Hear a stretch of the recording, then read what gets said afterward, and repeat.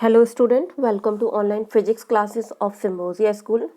Today we are going to start new topic of chapter 11, the scattering of light and its application.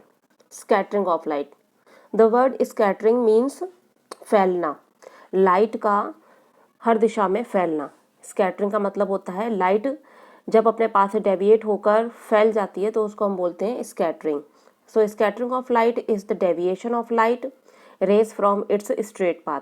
इसका मतलब है कि वो अपने स्ट्रेट पाथ से डेविएट हो गई है, उसका पाथ चेंज हो गया है. As light propagates through the atmosphere it travels in a straight path until it is obstructed by bits of dust और गैस मॉलिक्यूल्स. तो ये जो स्कैटरिंग होती है, ये जो हमारे एटमॉस्फेयर में बहुत सारी गैसेस हैं जिनके मॉलिक्यूल्स हैं या फिर डस्ट पार्टिकल्स हैं, इन छोटे छोटे पार्टिकल्स से लाइट टकराने के बाद क्या हो जाती है, फैल जाती है या स्कैटर्ड हो जाती है. तो उसको लाइट को फैलना ही क्या कहते हैं, स्कैटरिंग कहते हैं. और ये जो स्कैटरिंग का कॉन्सेप्ट है ये हमारा लॉर्ड रिले ने दिया था. लॉर्ड रिले LORD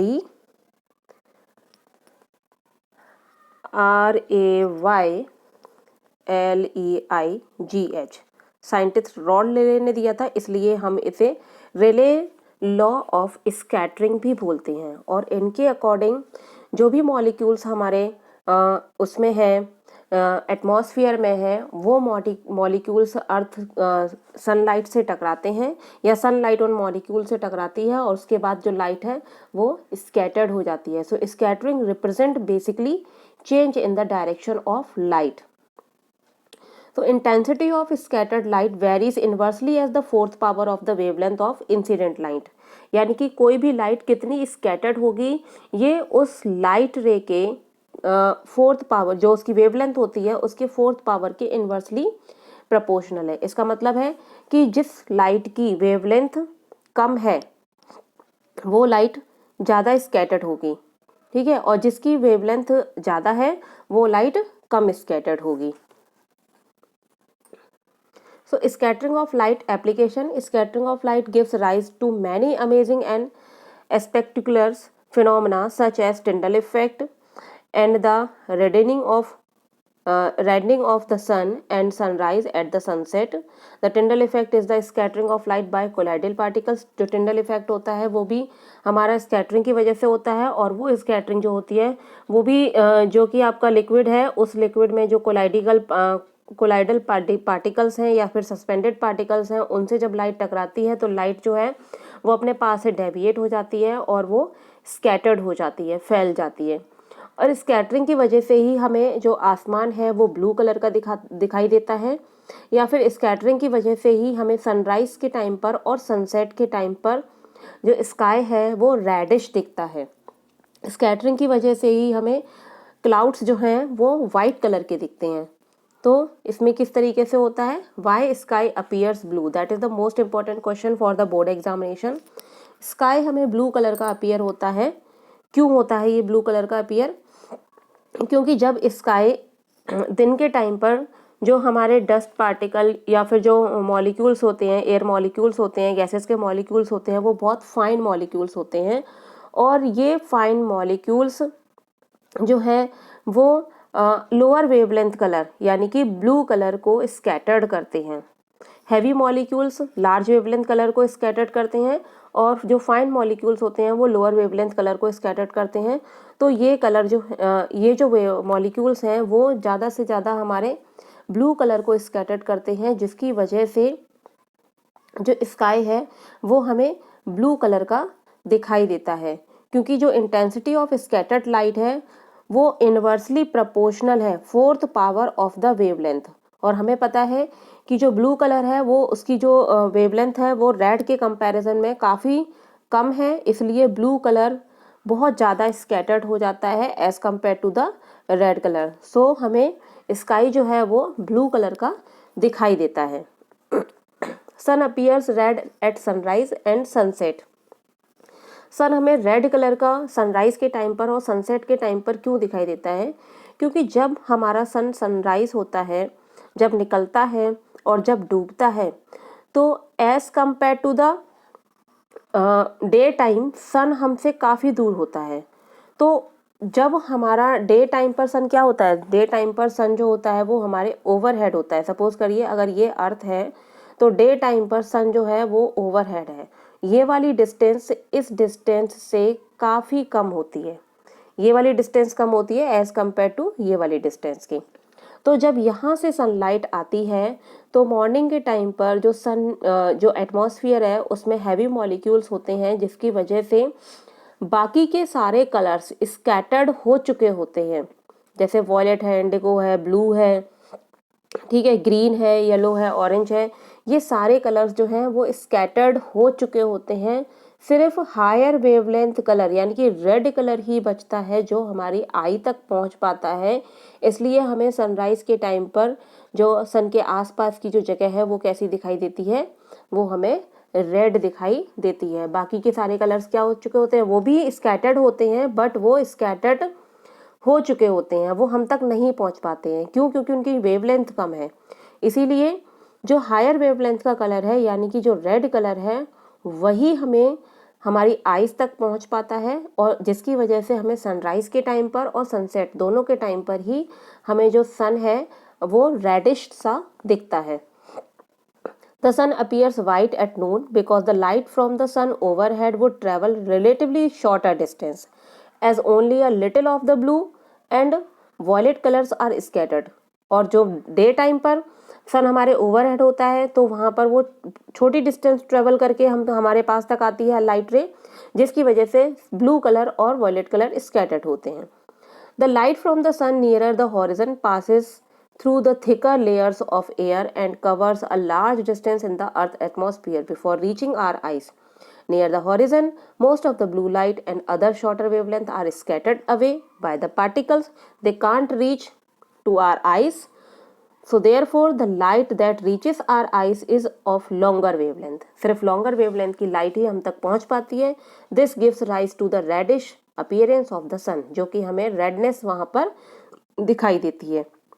अगर सपोज करें हम कि रेड कलर की जो है वेवलेंथ हायर नहीं होती, ब्लू कलर की वेवलेंथ हायर होती, तो फिर रेड कलर हमें सनराइज के टाइम पर नहीं दिखता। हमें सनराइज के टाइम पर जो सन के आसपास का एटमॉस्फेयर है वो हमें रेडिश ना दिखकर कैसा दिखता, ब्लूइश दिखता।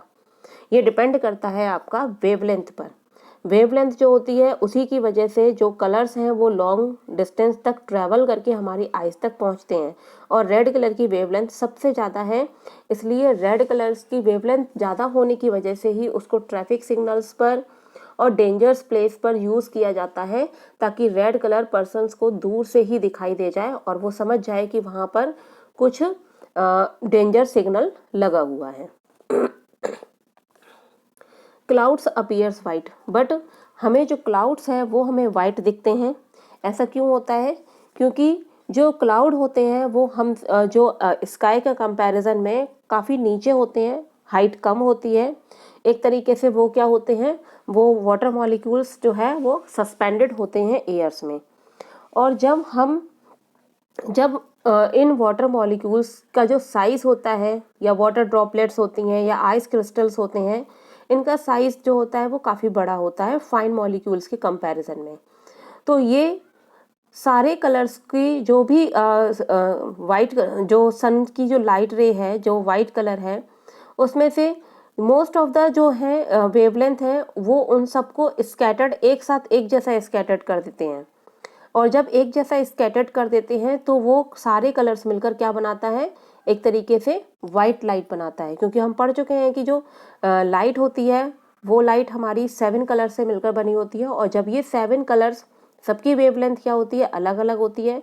तो इन जो क्लाउड्स में जो पार्टिकल्स हैं उन पार्टिकल्स की वजह से, अब क्लाउड में कौन से पार्टिकल्स हैं, वाटर पार्टिकल्स और आइस क्रिस्टल्स, और इन पार्टिकल्स की वजह से सारे वेवलेंथ एक साथ स्कैटर्ड होते हैं, और फिर ये स्कैटर्ड जो कलर्स हैं वो सारे मिलकर एक तरीके से वाइट लाइट बना देते हैं। The clouds are at much lower height, they are seen due to scattering light from lower parts of the atmosphere. यानी कि ये हमारे एटमॉस्फेयर के लोअर पार्ट से स्कैटर्ड होते हैं, which contains large dust particle, उसमें लार्ज डस्ट पार्टिकल्स होते हैं, वाटर ड्रॉपलेट्स होते हैं, आइस क्रिस्टल्स होते हैं या फिर आइस पार्टिकल्स होते हैं। So therefore all wavelength are scattered nearly equally, सारी वेवलेंथ लगभग आप बराबर ही स्कैटर्ड होती है, और ये सारे जो स्कैटर्ड वेवलेंथ हैं वो सब कंबाइंड होकर फिर क्या बनाते हैं, एक तरीके से वाइट लाइट बना देते हैं। इसलिए क्लाउड्स जो है वो हमें वाइट ही अपीयर होते हैं, वो हमें ब्लू अपीयर नहीं होते हैं। अब अगर अर्थ पे एटमॉस्फेयर नहीं होता, जब अर्थ पर हमारा एटमॉस्फेयर नहीं होता तो फिर क्या होता, स्कैटरिंग नहीं हो पाती, और स्कैटरिंग नहीं होने की वजह से हमें स्काई कैसा दिखता, हमें स्काई ब्लैक दिखता, ब्लू नहीं दिखाई देता। क्यों? क्योंकि वहां पर जब कोई डस्ट पार्टिकल नहीं है, कोई हमारा गैस मॉलिक्यूल नहीं है, तो वहां से स्कैटरिंग पॉसिबल ही नहीं है। स्कैटरिंग नहीं होगी तो इसका मतलब सन का कोई भी कलर जो है वो स्काई में नहीं दिखेगा, और सन का कोई भी कलर नहीं दिखाई देगा, सनलाइट भी नहीं दिखेगी, तो इसका मतलब है कि जो स्काई है वो हमें ब्लैक दिखाई देगा। अगर अर्थ पे एटमॉस्फेयर नहीं होता तो हमें डे में भी, यानी कि डे टाइम पर भी हमें ट्विंकलिंग ऑफ द स्टार्स दिखता है, यानी कि सितारे हमें या तारे हमें चमकते हुए दिखाई देते। अगर एटमॉस्फेयर नहीं होता तो सन से आने वाली लाइट भी स्कैटर्ड नहीं हो पाती, और सन से आने वाली लाइट हमें तभी दिखाई देती जब हम डायरेक्टली सन की तरफ देखते। तो यहाँ पर ये कुछ एग्जाम्पल्स हैं, और ये एग्जाम्पल्स ये शो करते हैं कि जो अर्थ का एटमॉस्फेयर है वो एटमॉस्फेयर ही रिस्पॉन्सिबल है स्कैटरिंग ऑफ द लाइट के लिए, और ये फिनोमेना हमारा जो है वो रिले ने दिया था, इसलिए इसको रिले लॉ भी कहते हैं। और यहाँ पर intensity of the scattered light जो होती है वो डायरेक्टली प्रोपोर्शनल होती है, यानी कि इंटेंसिटी का मतलब होता है ब्राइटनेस ऑफ द कलर या brightness of the light. So intensity होती है वो डायरेक्टली प्रोपोर्शनल होती है 1/λ⁴। इसका मतलब है जो भी कलर है उस कलर की वेवलेंथ पर डिपेंड करता है कि उसकी इंटेंसिटी कितनी होगी। अगर यहाँ पर वेवलेंथ ज़्यादा है तो ये कम स्कैटर्ड होगा, और अगर वेवलेंथ कम है तो फिर ये ज़्यादा स्कैटर्ड होगा। ठीक है, तो ये हमारे कुछ डेली लाइफ एप्लीकेशंस थे स्कैटरिंग के। Thank you.